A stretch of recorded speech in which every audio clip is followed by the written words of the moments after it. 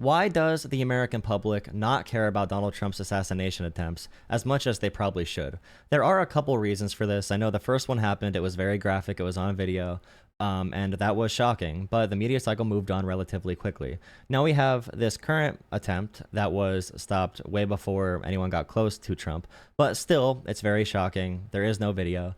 But overall, people say about the first one, like, did that even happen? That didn't feel real. Like, did it even take place? I think about an assassination attempt, and there's been so much news, and that's a product of the Donald Trump media cycle, the modern media cycle, a lack of attention spans. Donald Trump's entire goal is to say really outlandish things all the time, so no one story can stay in the media cycle too long. So part of the issue with people not really paying attention to the first assassination attempt as much as they probably should have is Donald Trump's ability to cause noise and be annoying and loud and dumb. And another reason people did not feel the same general sympathy that they probably should have for that event is because there is a lack of human emotion on that side. Donald Trump made fun of Paul Pelosi's assassination attempt many times. The entire right wing made fun of Paul Pelosi, and they are still doing that. Donald Trump himself has been talking about violence and civil war. If you look at a Donald Trump fundraising email, he's talking about how you need to have a hand in this fight because our country is going to be stolen. Your kids are going to be given genital mutilation surgeries at school. Your country is going to be invaded. And if you do not vote for me and give me money, you have to save our country or the country will be gone. The same thing with January 6th. The lies about the election being stolen. A straight up lie. 100% lie. Donald Trump knows it's a lie. He knows he lost the election. But the reason so many people can't really feel sympathy in this direction is because he caused January 6th. Because he used violence, he used mob violence for January 6th to try and postpone the certification of an election he was trying to steal. And he still, to this day, says the Democrats stole it. Huge hypocrite.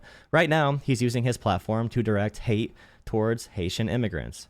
And he's using his platform to direct hate to minority groups in general. He borrows literal Hitler quotes. So when Donald Trump does all of this bad stuff, he brought violent rhetoric into politics. He brought this tone of violence and war, and he uses the words bloodbath and retribution and all of that. And Democrats call him out on that. When Trump says Hitler quotes, Hitler, Hitler quotes, and uses that to back up why immigrants are evil, and shares a story about immigrants being savages, when Trump is bringing back Jim Crow, Hitler, and, trying to overturn elections and lying about it and doing all this other stuff, Democrats are going to say, hey, you're acting a little bit like an authoritarian dictator. You are a threat to democracy. You are convincing most of the country that there's a big conspiracy to overturn elections, and that is not happening. You're convincing the country that Haitian immigrants are going around and killing everyone's pets. That is not happening. You are pushing forward this tone of violence.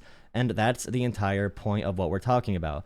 And now, when this entire environment has been created by Donald Trump, where he does really bad things and really dangerous things, and now these individuals who are very mentally unwell, who are unstable, and these are radicals. So these are people who do not have a coherent political ideology. These are not Democrats. These are not Republicans. These are all of the above political ideologies from someone who just sees chaos in the world and they don't know how to address it. These individuals don't think I want to go and do this for this political reason. They just want to go and assassinate Donald Trump because in their worldview, he is that dangerous. Not because of Democrats, not because of anything else, but the entire tone of violence. When you have violence in general be the number one genre of conversation, anger and fear overtake the parts of your brains that think rationally.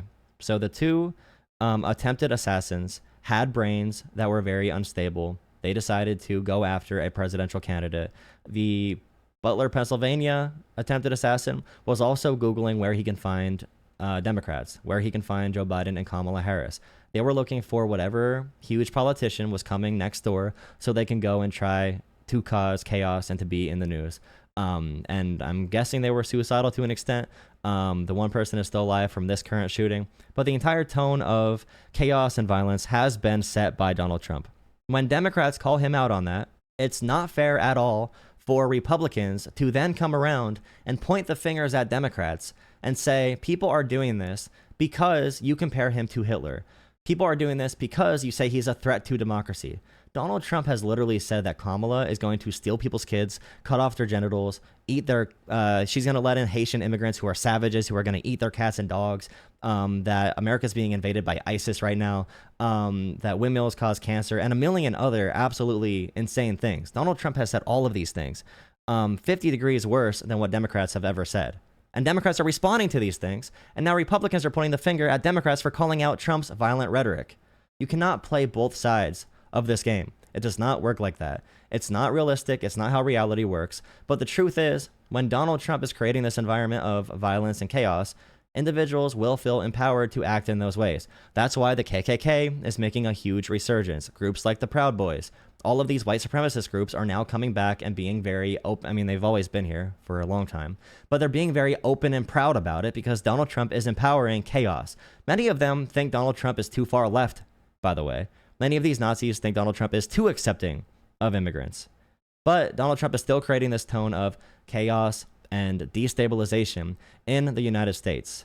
So talking about this in any other framework except Donald Trump needs to stop talking about violence. Donald Trump needs to stop quoting Hitler. Donald Trump needs to stop making up stories calling immigrants savages. Donald Trump needs to stop calling all non-white people rapists. Donald Trump needs to stop lying and saying he won the 2020 election. Donald Trump needs to stop militarizing his supporters. Donald Trump needs to do all of this. Democrats cannot stop calling out what Donald Trump is doing to this country and the rhetoric that Donald Trump is saying. And what's happening right now to Donald Trump is a result of his own actions. Democrats did not start this conversation and dialogue that is obsessed with violence and retribution and pain and misery and the world's falling apart and all of that. Donald Trump created this chaotic environment. Stop blaming Democrats. Democrats better keep on calling him out. They are not the reasons.